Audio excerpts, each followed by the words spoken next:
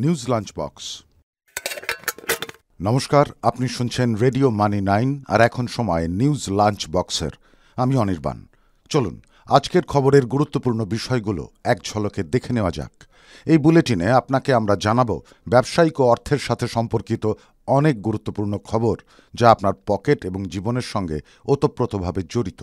UPI পেমেন্টের সীমা বাড়বে 10 জানুয়ারি থেকে। নতুন বছরে চাকরি বাড়বে ব্যাংক, গাড়ি, রিটেল ও পর্যটনে। গত 4 ডিসেম্বর ইউপিআই সংক্রান্ত একটি বড় ঘোষণা করেছিল রিজার্ভ ব্যাংক। ইউপিআই এর মাধ্যমে লেনদেনের ঊর্ধ্বসীমা 1 লক্ষ থেকে বেড়ে 5 লক্ষ টাকা হতে চলেছে বলে জানানো হয়। শুধুমাত্র হাসপাতাল এবং শিক্ষা প্রতিষ্ঠানে লেনদেনের ক্ষেত্রে এই সুবিধা পাওয়া যাবে। তবে কবে থেকে এটি কার্যকর হবে সেই সম্পর্কে দেশের কেন্দ্রীয় ব্যাংক তখনও কিছু জানায়নি। অবশেষে সব জল্পনার অবসান ঘটেছে। আগামী 10 জানুয়ারি থেকে ইউপিআই এ এই সুবিধা চালু হতে চলেছে। এই মর্মে পেমেন্ট সার্ভিস প্রোভাইডারগুলিকে নির্দেশ দিয়েছে national payments corporation of India বা এনপিসিআই।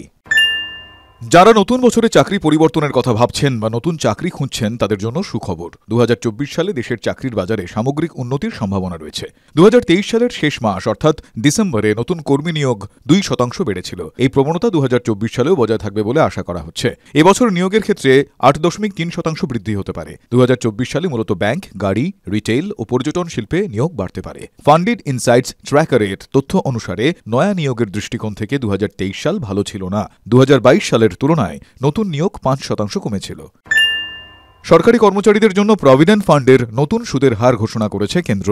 চলতি আর্থিক বছরের জানুয়ারি-মার্চ ত্রৈমাসিকে জিপিএফে সুদের হার অপরিবর্তিত রাখা হয়েছে, অর্থাৎ এই 3 মাসও 7.1% হারে সুদ মিলবে। ভারতে মহিলাদের মধ্যে বীমা কেনার প্রবণতা বাড়ছে। পরিসংখ্যান বলছে 2022-23 সালে বীমা কোম্পানিগুলি মোট 2.84 কোটি পলিসি বিক্রি করেছিল। এর মধ্যে 97.38 লক্ষ বীমা পলিসি মহিলারা কিনেছেন। আইআরডিএআই এর সাম্প্রতিক বার্ষিক প্রতিবেদন অনুসারে 2022-23 সালে বীমা কেনার ক্ষেত্রে মহিলাদের ভাগ 34.20%। 2021-22 সালে এই ভাগ ছিল 34.7%। উল্লেখ্য, দেশে মোট জনসংখ্যার 49% মহিলা। জ্বালানি চার্জ প্রত্যাহার করল দেশের বৃহত্তম বিমান সংস্থা ইন্ডিগো। সাম্প্রতিক সময়ে বিমানের জ্বালানির দাম কমায় এই সিদ্ধান্ত নিয়েছেন তারা।